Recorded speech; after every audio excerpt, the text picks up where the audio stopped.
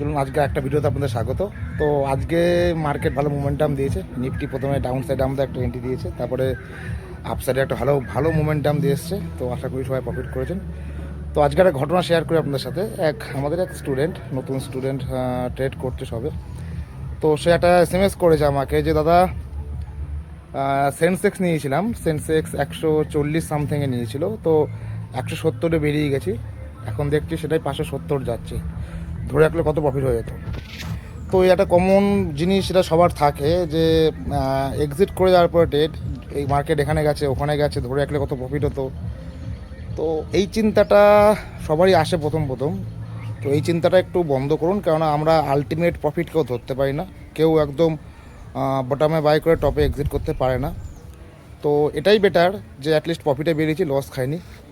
তো আজকে 170 টাকার প্রিমিয়াম যেমন 570 গেছে, কোনো অসুবিধা নেই, একটু কষ্ট হয়।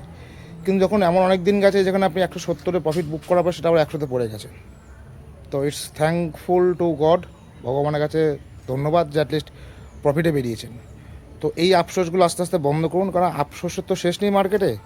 আমরা প্রত্যেকে জানি এক্সিট করলে উঠে যায়, এন্ট্রি নিলে পড়ে যায়, তো হাজারো সমস্যা। তো সেই সমস্যার মধ্যেও আজকে আপনি প্রফিট বুক করেছেন, এটাই অনেক বড় ব্যাপার। তো এই আক্ষেপগুলো যত না করবেন ততটাই বেটার আগামী দিনগুলোতে, কেননা কী হয়, এটা একটা প্রভাব পড়ে। আজকে 170-এ এক্সিট করে গেছেন, 570 গেছে, ধরে রাখতে পারেননি। আবার কালকে যখন আপনার এন্ট্রি দেবে আপনি 170-এ বেরোবেন না, দেখবেন 170-তে পড়ে গেছে। তো মার্কেট প্রতিদিনের সিচুয়েশান সমান থাকে না। আজকে শেষের মুভটা একেবারে আনএক্সপেক্টেড। যদিও যতটা প্রফিট আপনি পারবেন ততটাই বুক করুন। ওই আলটিমেট কতদূর গেছে ও চিন্তা করে লাভ নেই, শুধু শুধু নিজের মেন্টালিটি খারাপ হবে এবং এর প্রভাব পরের দিন পড়বে। তো চেষ্টা করুন নিজের ক্যাপাবিলিটি অনুযায়ী যতটা পারেন ততটাই প্রফিট বুক করুন। এক্সেস প্রফিট কোনোদিন আসে না আমাদের।